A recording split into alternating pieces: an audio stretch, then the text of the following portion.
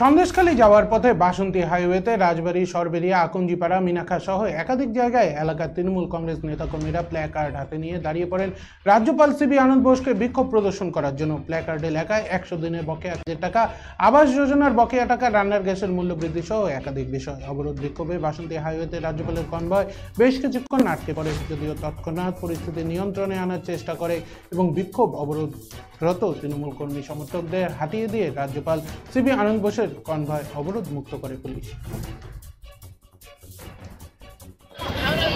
Dutta jewellers Valentine offer 2024 হিরে ও platinum অলংকারের এমআরপির ওপর 10% of. Offer চলবে 5 ফেব্রুয়ারি থেকে 17 ফেব্রুয়ারি 2024।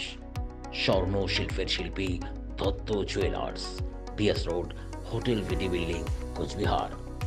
কন্ট্যাক্ট 9734906493। মানুষ গরিব মানুষ, খেটে খাওয়া মানুষ, দিনমজুর মানুষ, আমরা তার জন্য রাজ্যপালের সামনে আমরা পথ অবরোধ করেছি। দিদি, আপনাদের দাবিটা কি? আমাদের দাবি মূলত আমাদের মেয়েরা এখানে উপস্থিত হয়েছি।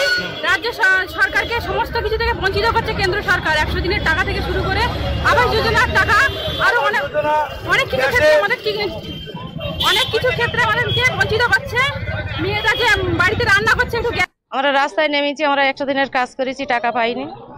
তার কারণে আমরা রাজ্যপালের সামনে দাঁড়াবো, দাঁড়িয়ে আমরা আমাদের অধিকার আমরা চেয়ে নেব। আমাদের সন্দেশখালী থানায় বিশাল অসুবিধা ঝামেলা হচ্ছে, এইগুলো হবে কেন? তারপরে আমাদের এই যে 100 দিনের কাজ করেছি, টাকা আমরা পাইনি। আমরা গরিব মানুষ, আমরা খেটে খাই। হ্যাঁ, চাইছি আমাদের ঘরের টাকা, আমরা ঘরের টাকা পাইনি। আমরা তার কারণে রাস্তায় এসে নামতে হয়েছে আমাদের। আমরা আজকে রাস্তায় ব্রেকার নেমেছি। 100 দিনের আমরা টাকা পাচ্ছি না, আবাস যোজনার ঘর পাচ্ছি না। এই দাবিতে আমরা আজকে রাজ্যপালের কাছে রাস্তায় নেমেছি।